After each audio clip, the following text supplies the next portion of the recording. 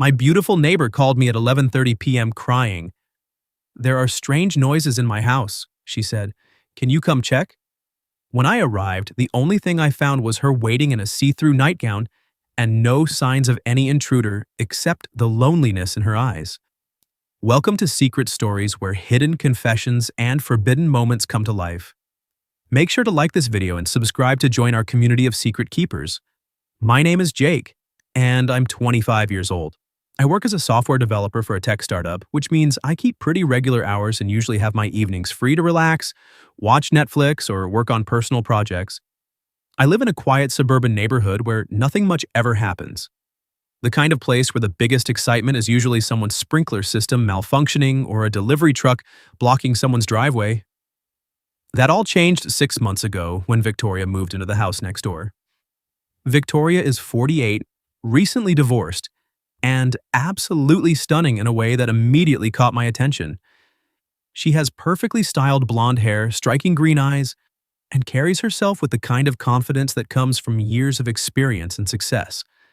She drives a sleek silver BMW, dresses impeccably even for mundane errands like getting the mail, and has transformed her house into something that looks like it belongs in an interior design magazine. The age difference between us has always felt significant. Here I am, barely out of college, still figuring out my career and my life, living in a modest rental house with furniture I bought secondhand. And there's Victoria, sophisticated and established, living in what's obviously her own beautiful home, with the kind of lifestyle that speaks to years of hard work and achievement. We'd exchanged pleasantries over the months since she moved in. The usual neighborly hellos, small talk about the weather, offers to help with packages or groceries. She was always gracious and friendly, but maintained this polite distance that made it clear she saw me as the nice young man next door and nothing more, which made perfect sense. Why would someone like Victoria be interested in someone like me? But I'd be lying if I said I didn't notice her. Every morning when I left for work, I'd hope to catch a glimpse of her in her front yard or coming back from her morning jog. Every time we'd run into each other at our mailboxes, I'd find myself looking forward to those brief conversations, even though they never went beyond surface-level neighborly chat. I told myself it was just harmless admiration. Victoria was beautiful, successful, completely out of my league. And I was just a guy who appreciated attractive women from afar. It wasn't like I was planning to act on any attraction. The age gap alone made that seem impossible, not to mention our completely different life stages. Everything changed on a Thursday night in late October. I was at home working on a freelance coding project, enjoying the quiet of the evening, when my phone rang at 11:27 p.m. The number wasn't in my contacts, but I recognized the area code as local. Usually, I wouldn't answer an unknown number that late at night, but something made me pick up. "Hello," I said. "Jake?" The voice was female, shaking, tearful. It took me a moment to recognize it. "This is Victoria from next door. I'm so sorry to call you so late, but I didn't know who else to call." "Victoria? What's wrong?" I asked, immediately concerned. I'd never heard her sound anything but composed and confident. This woman sounded genuinely frightened. I think there's someone in my house," she said, her voice breaking. "I keep hearing these strange noises, footsteps, doors creaking. Sounds like someone moving around downstairs. I'm upstairs in my bedroom with the door locked, but I'm terrified." My heart started racing. "Have you called the police?" "I called 911, but they said it could be 30 minutes before anyone gets here because of some incident across town. Jake, I know this is asking a lot, but could you possibly come over? I'm alone and scared, and you're the only person I know who lives close enough to help." There was no hesitation in my mind. "Of course, I'll be right there. Stay on the phone with me while I come over, okay? Keep your bedroom door locked until I get there." "Thank you," she said, relief evident in her voice even through the fear. "I'll stay on the line." I grabbed a flashlight and the baseball bat I kept by my front door, more for my own peace of mind than because I had any idea what I was doing, and headed out into the night. As I walked across our adjacent yards, I kept Victoria on the phone, trying to keep her calm while scanning her house for any signs of forced entry or suspicious activity. "I'm at your front door now," I said quietly. "I don't see any broken windows or signs that anyone broke in. The downstairs lights are off. Are you sure you heard someone down there? Yes, she whispered. I heard footsteps in the hallway and I thought I heard the back door open and close. Maybe they left when I called the police? Maybe, I said, though I wasn't entirely convinced. I'm going to check around the perimeter of the house first, then come to the front door. What's your address number so I can be sure I'm at the right place? She gave me the address, which confirmed I was at the right house. I did a quick walk around the exterior, checking windows and doors, looking for any signs of disturbance. Everything appeared secure. No broken windows, no jimmied locks, no footprints in the flower beds, no indication that anyone had attempted to break in. Victoria, I said softly into the phone, I'm not seeing any evidence that someone tried to get into your house. All the windows and doors look secure from the outside. I'm going to come to the front door now. Can you come downstairs and let me in so I can check the interior? Okay, she said, her voice still shaky. Give me a minute. I waited on her front porch, hyper-aware of every sound in the quiet night. A few minutes later, I heard footsteps approaching the front door from inside, followed by the sound of multiple locks being undone. The door opened, and I got my first look at Victoria in this new context. She was wearing a sheer, flowing nightgown in a pale blue color that was essentially transparent in the right light. The fabric was so thin and delicate that I could clearly see the silhouette of her body underneath. Her curves, the shape of her breasts, the contours of her hips. She wasn't wearing anything underneath the nightgown, and the soft lighting from inside the house created a backlit effect that made the garment almost irrelevant. But what struck me most wasn't her state of undress. It was the expression on her face. This wasn't the composed, confident Victoria I knew. This was a woman who looked genuinely vulnerable, frightened, and relieved to see me. Her blonde hair was tousled, her makeup had been washed off, and there was something raw and authentic about her appearance that I'd never seen before. Thank you so much for coming, she said, stepping aside to let me in. I know this is crazy, calling you so late, but I was just so scared. It's no problem at all, I said, trying to focus on why I was there rather than on how incredible she looked. Let me check the house and make sure everything's secure. I spent the next 15 minutes doing a thorough walkthrough of Victoria's home. It was my first time inside, and I was struck by how beautifully decorated it was. Elegant but comfortable, with expensive furniture and artwork that spoke to sophisticated taste. But more importantly, I found absolutely no evidence that anyone had been in the house who shouldn't have been there. All the windows were locked from the inside. The back door was securely locked and bolted. There were no signs of disturbance, no indication that anything had been moved or touched by an intruder. The house was completely secure. Victoria, I said, as I returned to the living room where she was waiting, curled up on her sofa with her arms wrapped around herself, I've checked every room, every window, every door. There's no sign that anyone has been in your house. Everything is locked up tight. She looked up at me with those striking green eyes, and I could see confusion mixed with embarrassment. But I know I heard something. Footsteps, doors opening and closing. I wasn't imagining it.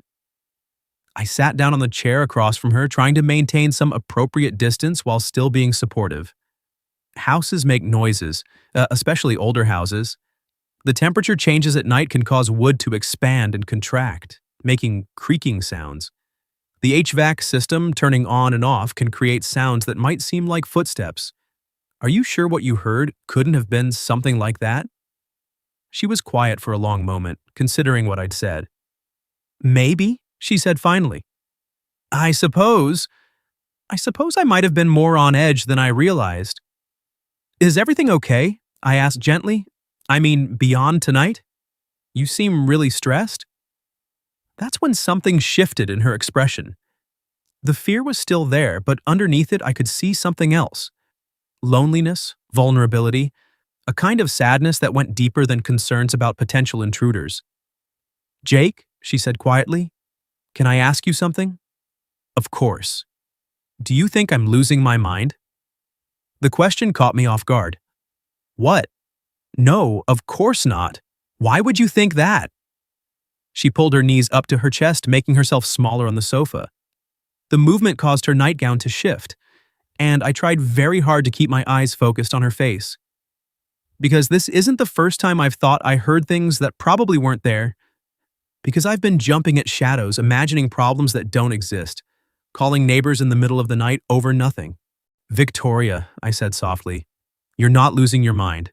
You're dealing with stress, and stress can make us hypervigilant, more sensitive to sounds and sensations that we might normally ignore.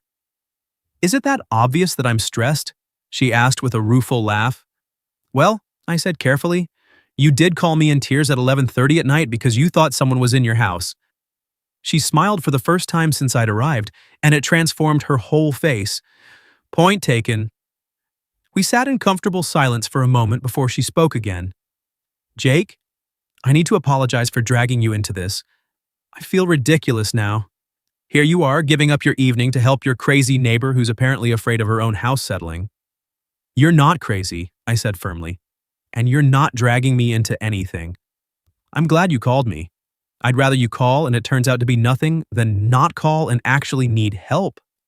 She looked at me with an expression I couldn't quite read. You're very kind. Most people our age. She stopped herself, seeming to realize what she'd been about to say. Most people my age what? I asked. She looked embarrassed. I was going to say most people your age wouldn't be so patient with someone like me, but that's not fair. Age doesn't determine kindness. Someone like you? I asked. What does that mean? Older, divorced, probably going through some kind of midlife crisis that involves imagining intruders and calling younger men for help. She shook her head. I sound pathetic. You don't sound pathetic, I said. You sound human. You sound like someone who's been dealing with a lot and maybe doesn't have as much support as she needs. She looked up at me again, and there was something vulnerable and grateful in her expression. Is it that obvious that I don't have much support? I considered how to answer that honestly without being hurtful. I just noticed that you always seem to handle everything on your own. I never see friends coming over, never see family visiting. You're always alone when I see you. You notice that? She asked, sounding surprised. I notice a lot of things about you, I admitted before I could stop myself. The admission hung in the air between us, and I immediately regretted saying it. But Victoria didn't look uncomfortable. If anything, she looked intrigued. What else do you notice? She asked softly. This felt like dangerous territory, but something about the late hour, the intimate setting, her vulnerability, made me more honest than I might normally be. I notice that you're incredibly beautiful, but you seem lonely. I notice that you have this amazing house and this successful-looking life, but you don't seem to have anyone to share it with. I notice that you're always perfectly put together, but tonight, seeing you like this, scared and real and human, you're even more beautiful. She stared at me for a long moment, and I couldn't read her expression. Finally, she spoke. Jake, how old are you? 25. I'm 48. Do you understand what that means?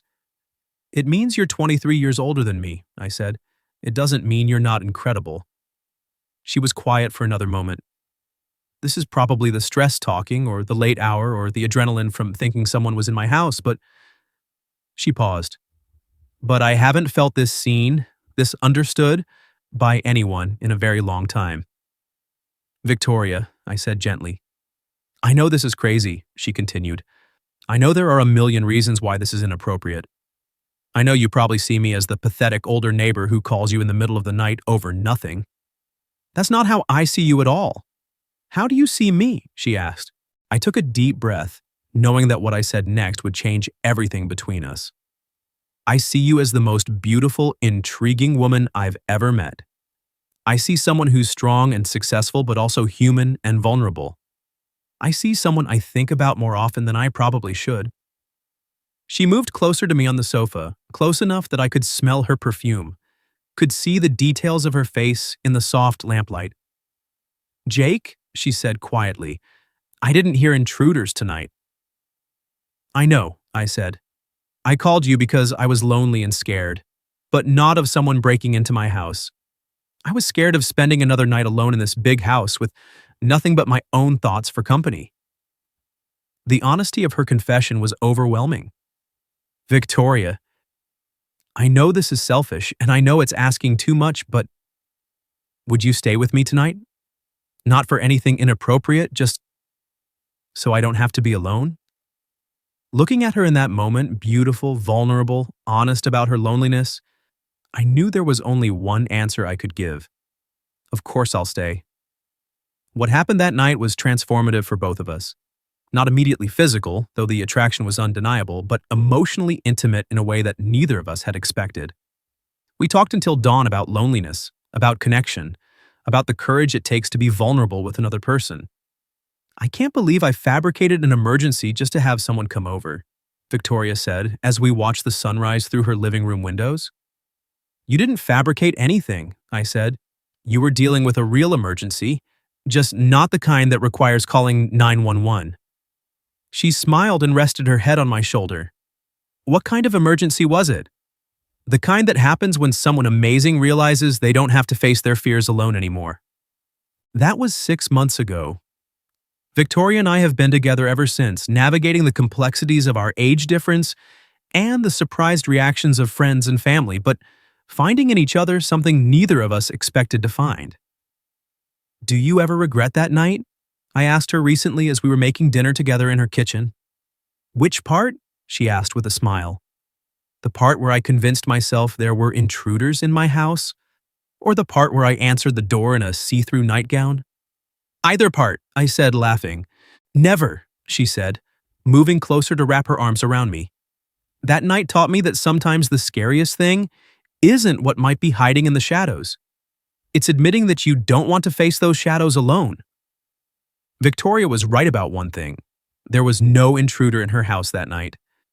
But what we both discovered was that loneliness is its own kind of intruder, and sometimes the only way to protect yourself from it is to be brave enough to ask for help, even if it means calling your younger neighbor at 11:30 p.m. and hoping he'll understand that what you're really saying is, I don't want to be alone anymore. If you have similar secrets or unexpected connections, share your thoughts in the comments below. Don't forget to like and subscribe to Secret Stories for more intimate confessions and hidden moments. Thanks for watching.